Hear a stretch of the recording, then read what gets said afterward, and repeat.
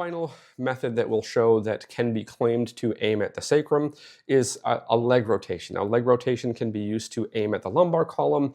In some claims, it can be used to aim at the hip. Under some circumstances, if you place your fingertips on the sacrum itself, and then the ilium will be somewhere in your palm or your phalanges, depending on the size of your hand, you can then try to localize the movement there. But what you're assuming or what you're relying on is as you move the leg, that the muscles of the hip that attach to the pelvis and the sacrum, the muscles that attach to the pelvis will pull the ilium wherever you want it to go in relation to that relatively still sacrum. Your fingers are going to be monitoring the sacrum, but you're also going to be somewhat fixing that. You can put a PA pressure with your fingers. That won't be visible, and it's probably fairly uncomfortable and hard on your fingers, but just to show you, again, that the claim is that most methods that aim at treating the sacrum are relying on the back or the hip, right? Now you can make this just patient passive, you can add active should you want. We go ahead, we bend the knee, right? Push across. I can do this seated, but I'm going to stand when I actually get into the rotation, right? So what I am gonna say is that sometimes simply, you can just do this, right? And if this is grabbing the innominate the way you think it is, then it should be opening the ilium and pulling the ilium away from the sacrum on that side, and you'll feel stuff.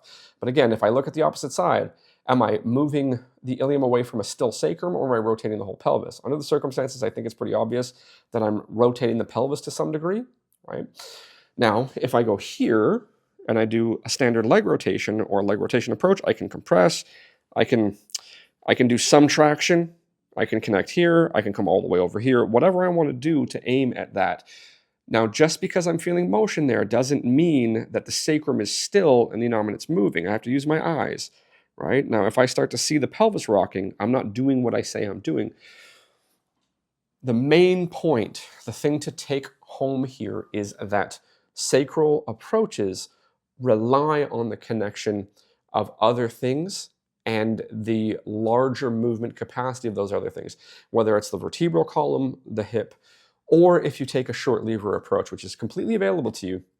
But in order to diagnose the sacrum, you must remember that the hip should be sound, it should be moving bilaterally freely, and that the vertebral column should be sound and moving bilaterally freely, or else when you test, so when you test with full flexion and full extension, you have to begin to assume that if the vertebral column has asymmetrical motion, that it's not transmitting properly to the sacrum and that your findings should be unclear from vertebral movement.